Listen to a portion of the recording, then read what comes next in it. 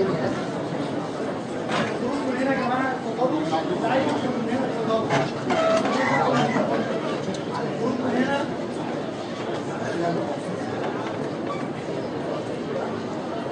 الخروج من هنا يا جماعه اللي عايز يخرج يتفضل من هنا. الخروج من هنا اللي عايز يخرج من اي باب من الاثنين.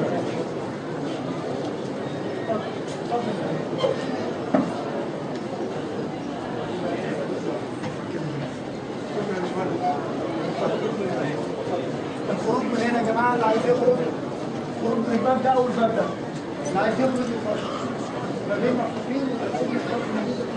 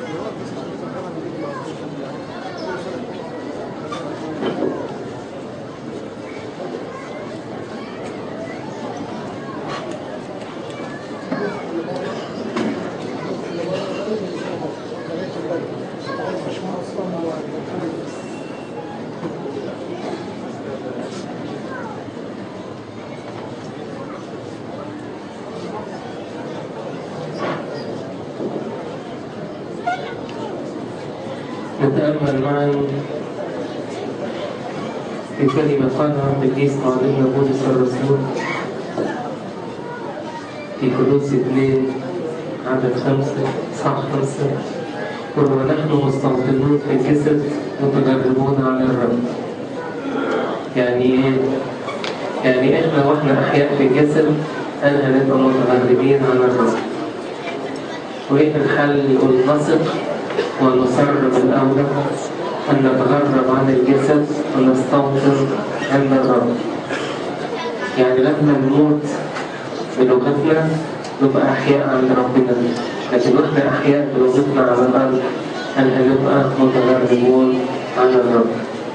الكلام ده معناه إن الإنسان زي ما قالوا لنا الآباء بيسمى إنه مخلوق سماوي، ولذلك الله لما خلق آدم وحواء خلقهم في الفردوس وكانوا عايشين مع الله، والمكان اللي الإنسان يعيش فيه مع الله اسمه السماء. فالإنسان أصلا هو مخلوق سماوي، والدليل على الحكاية دي أمور كثيرة نذكر بعضها.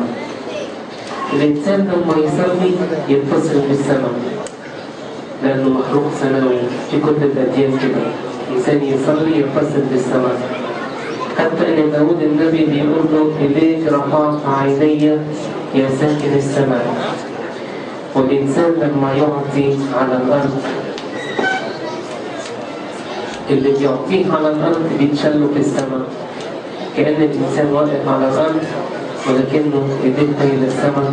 ولذلك السيد المسيح قال في العزاء على الجبل لا تكنزوا لكم كنوزا على الأرض بل اكنزوا لكم كنوزا في السماء. كمان شفاعة القديسين، احنا ممكن نخش مكتبة ما نلاقيش فيها غير كتب تتكلم عن شفاعة القديسين وبس. مئات من الكتب تتكلم عن شفاعة القديسين وعن معجزات سمعها بابا كبري الأنبا ابرآم مارجرجس وكثيرين من القديسين عملوا معنا كثير من المعجزات. أستاذ فلسفة في إحدى جامعات أمريكا وراجل جماعة دينية كبيرة زار مصر، فأخذوا أحد الآلات الأساقفة ووراها الأديرة، فسر هذا الأستاذ من حياة السكون التي يحياها الرومان. وكان هذا الكلام له مثلا بتاع حوالي 30 سنة، كانت لسه التليفونات ما انتشرتش زي دلوقتي. فقال له الجماعة دول عندهم تليفون؟